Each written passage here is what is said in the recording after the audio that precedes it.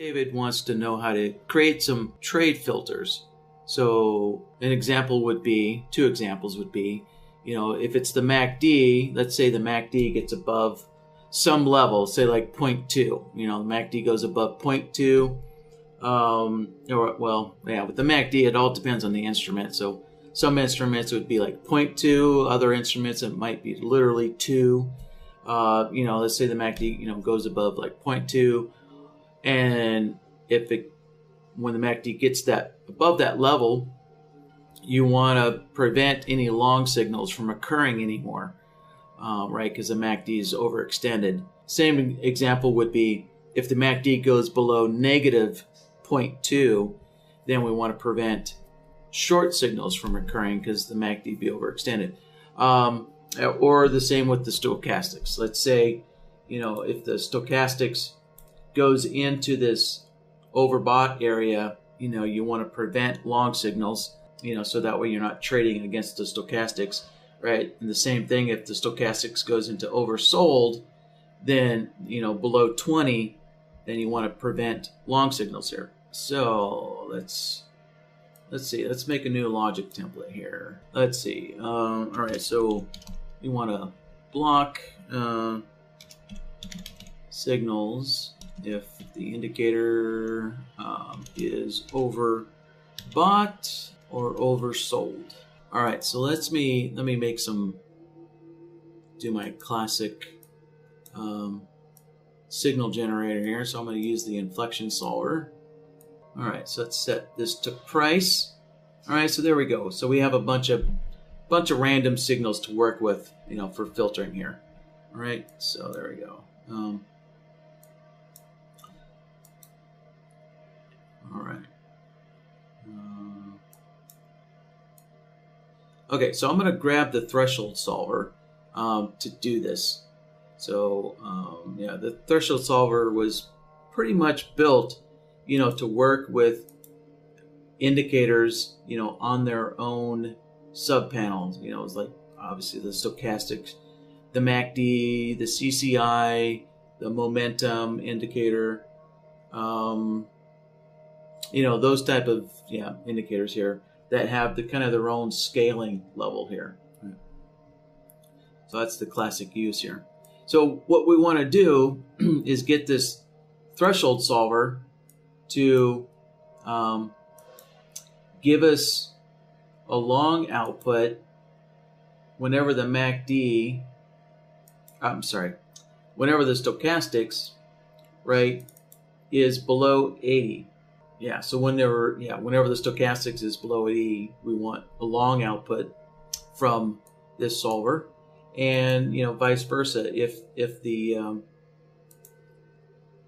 indicator is above 20, then we want to allow short signals here, right? So the key is the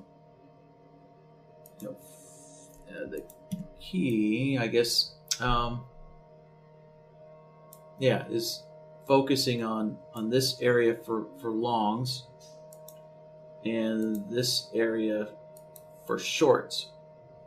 So, all right, so let's put those threshold values in here again. Oh, and let me plug the stochastics indicator in.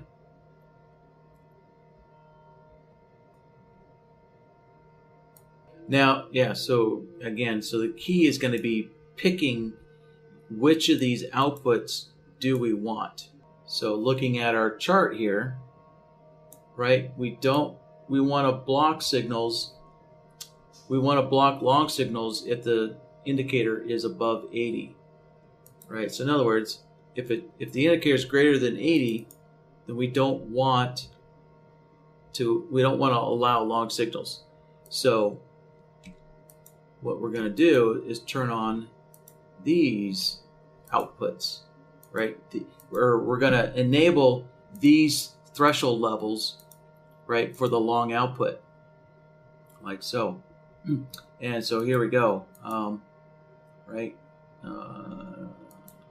There. Let's Get rid of that.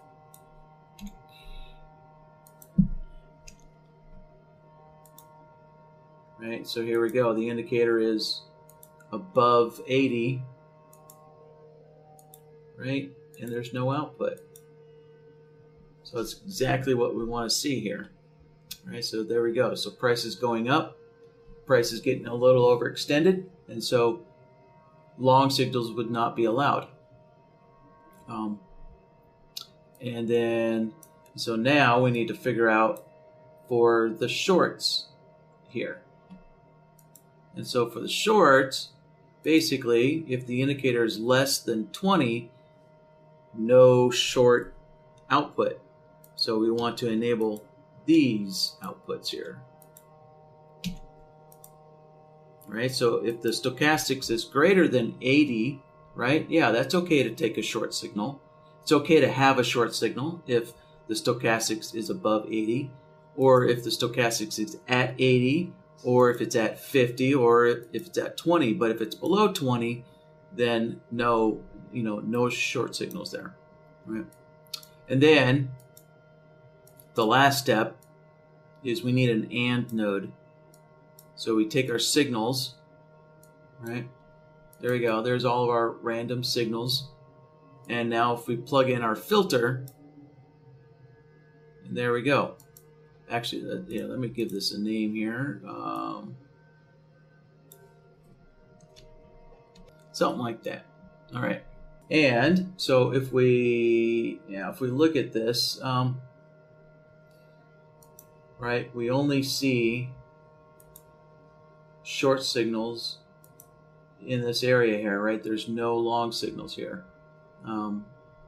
And vice versa. Let's see here, right? In this area, there's no short signals in here. And if we stretch this out, right, as soon, grab an arrow, so there we go, as soon as the stochastics went above 20, a short signal could get through. But all in here, there's no short signals. So there. So let's take a look at this. Take a look at our threshold solver here. Right. So we're gonna have areas where there's long only. Right. There's a long only output. Right. So obviously, when your indicator is below the level, you're only allowing long signals through, and no short signals are allowed through.